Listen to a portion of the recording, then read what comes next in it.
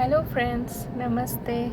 आप सबका वेलकम है मेरे चैनल पर। इस वीडियो को आप एंड तक ज़रूर देखना, क्योंकि इस वीडियो में मैंने चारकोल स्केचिंग से रिलेटेड काफ़ी सारे टिप्स दिए हैं। इस स्केच को बनाने के लिए मैंने जो भी टूल्स यूज़ किए हैं उन सबका लिंक मैंने डिस्क्रिप्शन बॉक्स में डाल दिया है।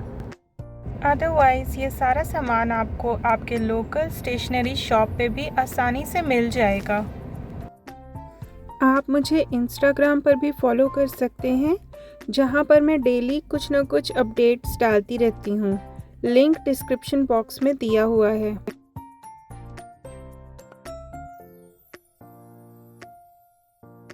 कोई भी स्केच स्टार्ट करने से पहले आपको थोड़ी बहुत बेसिक ड्राइंग स्किल्स आनी चाहिए, जिससे कि आपकी ड्राइंग में परफेक्शन आए और वो और ज़्यादा अच्छी लगे। दूसरी चीज़ है ब्लेंडिंग। एक अच्छे और स्मूथ स्केच के लिए ब्लेंडिंग आना बहुत ज़रूरी है। ब्लेंडिंग के लिए हम कई तरह के डिफरेंट प्रोडक्ट्स यूज़ करते हैं और कई तरह के डिफरेंट वेज भी यूज़ करते हैं। जहाँ डार्क शेडिंग है वहाँ ज़्यादातर मैंने ब्लेंडिंग स्टम्प्स का यूज़ किया है, और जहाँ लाइट शेडिंग की है वहाँ मैंने ब्रश यूज़ किया है। ब्रशेस मैंने makeup brushes and eye shadow brushes use किए हैं, क्योंकि मेकअप ब्रशेस से चारकोल स्केच की ब्लेंडिंग बहुत अच्छी तरह होती है।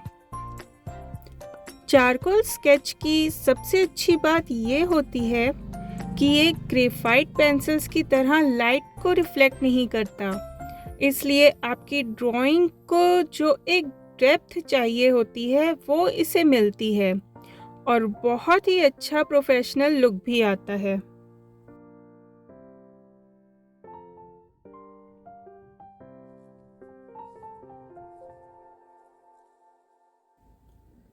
पर एक बात जो आपको ध्यान रखनी है कि चारकोल बहुत ही मैसी होता है, ये बहुत ज़्यादा फैलता है, इसलिए आप ध्यान से अपने हाथ और अपनी ड्राइंग को बचाकर इसे यूज़ कीजिए।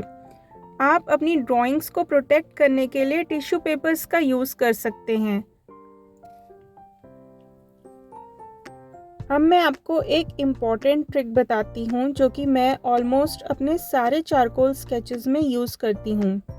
वो ये है कि चारकोल स्टिक्स एंड पेंसिल्स को मैं सिर्फ अपने स्केच के डार्कर एरियाज़ के लिए यूज़ करती हूँ, और लाइटर एरियाज़ में मैं सिर्फ ब्लेंडिंग टूल्स का ही यूज़ करती हूँ।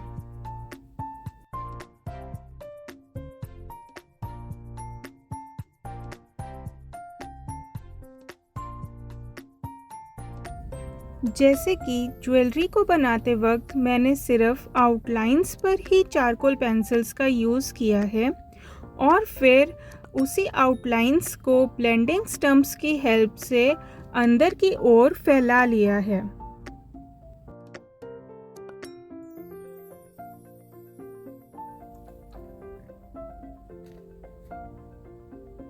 हाइलाइटिंग के लिए मुझे सबसे अच्छा टूल जो लगता है वो है इरेज़र।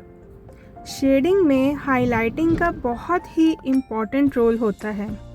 हाइलाइटिंग करने से आपके स्केच में एक शाइन आ जाती है और डार्कर एरियाज और उभर कर आते हैं।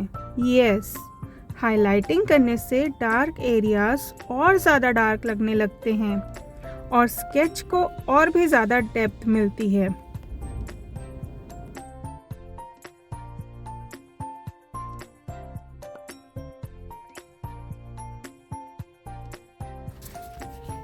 अगर आप एक बिगिनर आर्टिस्ट हैं तो मैं आपको सजेस्ट करूंगी कि आप कुछ अच्छी चारकोल पेंसिल्स और ब्लेंडिंग स्टम्प्स में इन्वेस्ट कीजिए and you are good to go. Just pick up your pencils and start making your own art works.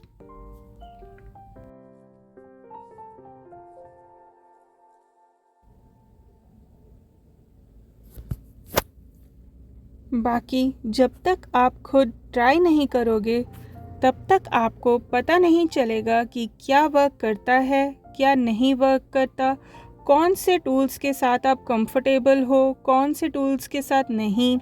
कौन सी ट्रिक्स आप यूज़ करना चाहते हो, ये सब आपको खुद स्केच बनाने के बाद ही पता चलेगा।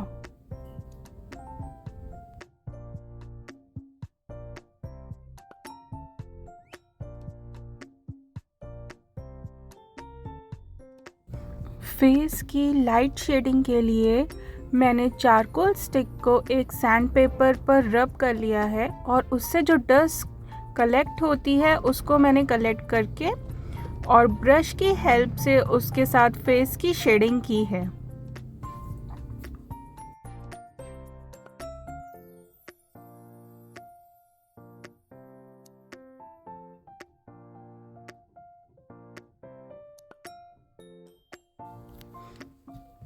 अपने चारकोल स्केच को कलर पॉप देने के लिए आप कहीं कहीं पर कलर्स का यूज़ भी कर सकते हैं, जैसे कि ज्वेलरी या फिर फेस में जो टीका है, बिंदी है वहाँ पर, या फिर कपड़ों में किसी जगह पर।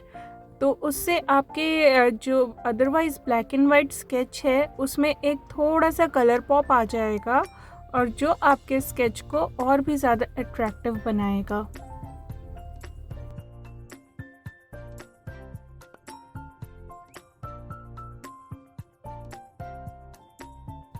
एक चीज़ का ध्यान रखिए कि चारकोल स्केच की ब्लेंडिंग के लिए आप कभी भी फिंगर्स का यूज़ मत करिए, क्योंकि फिंगर्स पर अगर चारकोल लग जाता है तो फिर वो बहुत मुश्किल से निकलता है और फिर वो आपके पूरे स्केच पर इधर उधर कहीं ना कहीं फैलता रहेगा जहाँ भी आपका हाथ लगेगा, या फिर वो आपके खुद के कपड़ों पर भी लग सकता है और उनको भी गंदा कर सकता है।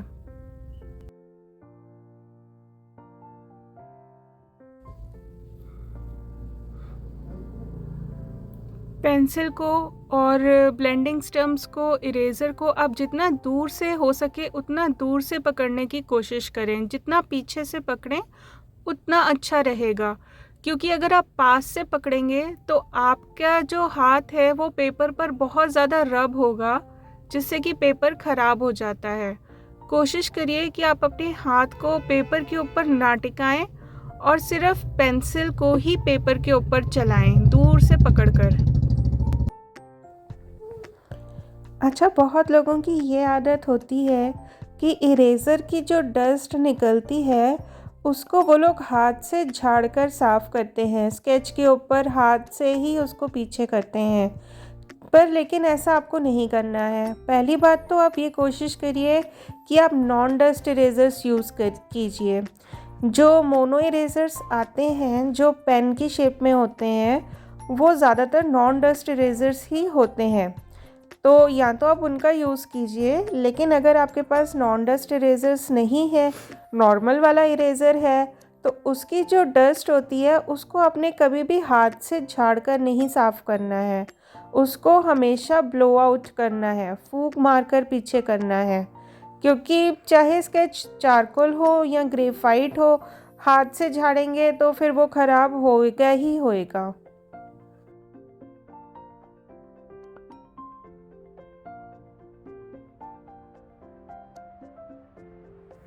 चारकोल स्केच बनाने के बाद एक चीज़ जो बहुत ज़रूरी है वो है कि इसको सेटिंग स्प्रे यूज़ करना है इसके ऊपर। नहीं तो आप कोई भी गलती से चारकोल स्केच के ऊपर हाथ लगा देगा तो आपका स्केच ख़राब हो जाएगा, या फिर आप इसको किसी पेपर के अंदर रखोगे, ड्राइंग बुक में रखोगे, तो इसका इम्प्रिंट जो है वो दूसरे पेपर्स के ऊपर भी छप जाएगा। इसलिए इसके ऊपर बहुत ज़रूरी है कि आप सेटिंग स्प्रे का यूज़ करें।